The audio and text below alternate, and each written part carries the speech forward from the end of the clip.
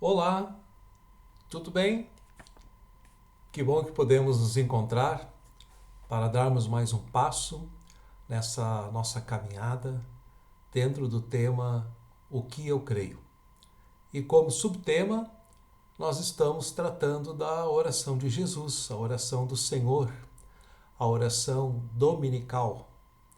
E hoje nós vamos então falar sobre o pedido que diz: E perdoa-nos as nossas dívidas, assim como nós também perdoamos aos nossos devedores.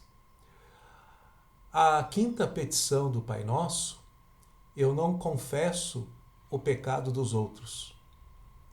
Isso seria hipocrisia, seria fingimento.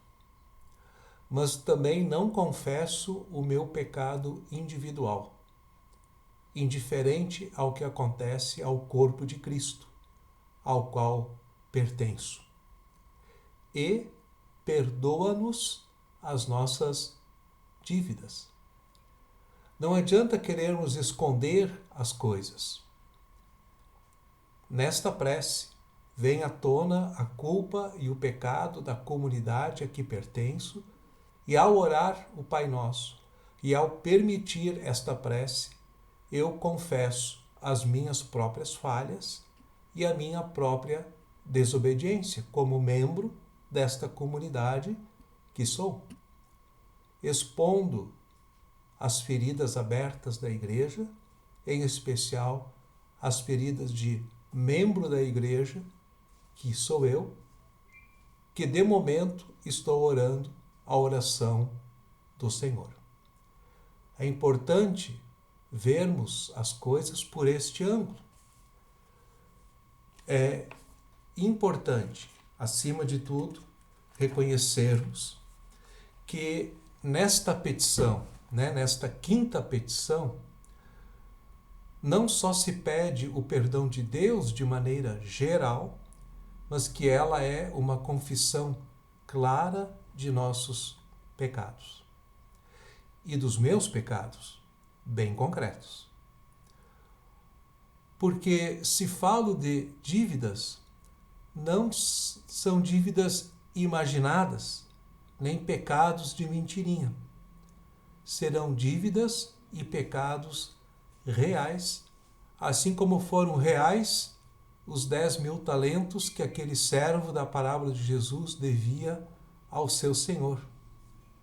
Pode-se conferir lendo o capítulo 18 de Mateus. Não é fácil para o nosso coração orgulhoso admitir que também entre cristãos, convertidos, batizados, confirmados e comprovados, existam culpa e dívidas que precisam ser confessadas e que precisam ser perdoadas. Para o cristão que conscientemente entregou sua vida a Cristo, é mais fácil pensar ou fazer de conta que pecado na sua vida é coisa do passado, que ao entregar sua vida a Cristo ele foi lavado e regenerado de uma vez para sempre. É verdade. Na vida do discípulo de Cristo, houve uma vez uma faxina geral.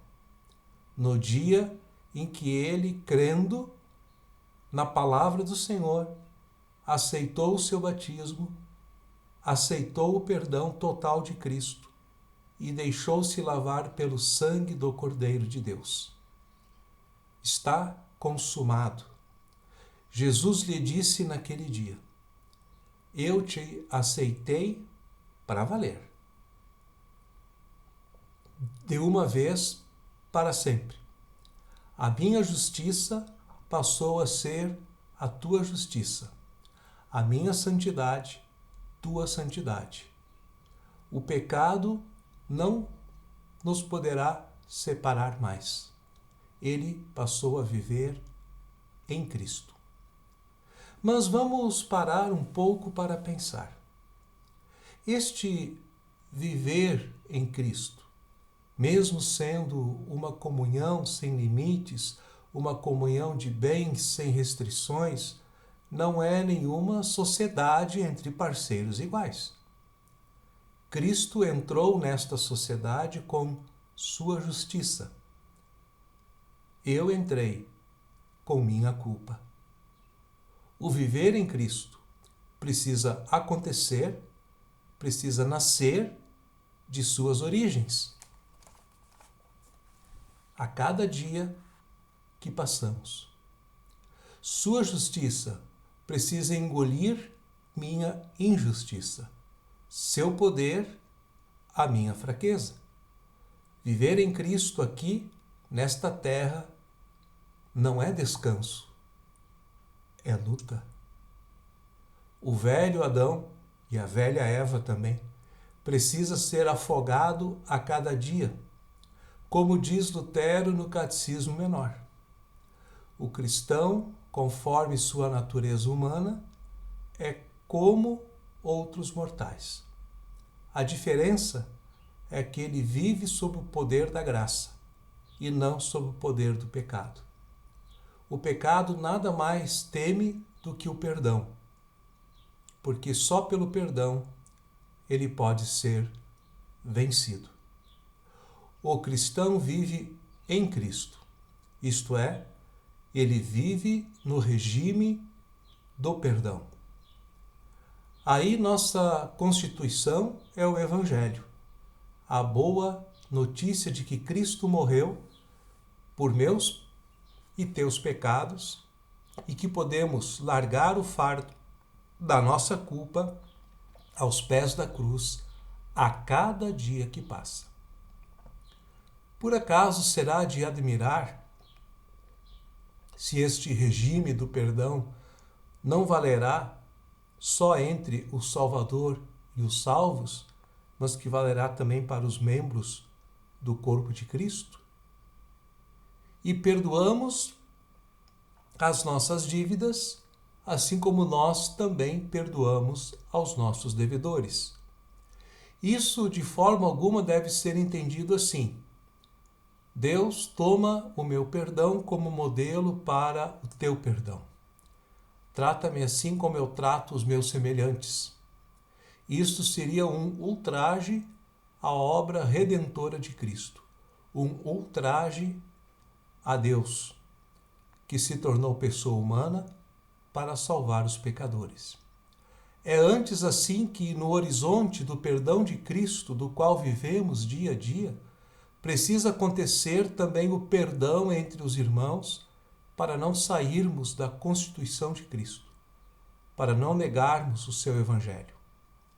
É como vem escrito na parábola do servo mau, em Mateus 18, já citado antes, quando aquele servo devedor se aproximou de seu senhor, antes de ter perdoado a sua dívida de 10.000 talentos, ele nem tinha condições de perdoar os míseros 100 denários do seu companheiro.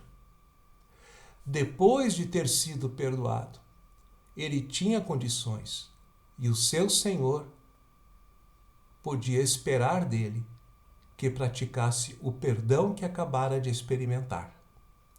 Assim, eu entendo a ligação entre a primeira e a segunda parte da quinta petição, da seguinte forma: Senhor, perdoa-nos as nossas dívidas, assim como nós, agora mesmo, ao recebermos o teu perdão, perdoamos os nossos devedores. O perdão é teu. Eu, como membro do corpo de Cristo, o faço circular de pessoa a pessoa. Aqui encerra esta reflexão, então, sobre esta prece dentro da oração do Pai Nosso. Amanhã continuamos mais um passo, mais uma etapa. Obrigado pela sua companhia. Tenha uma boa noite, um bom descanso. Fique com Deus. Fique bem. Tchau.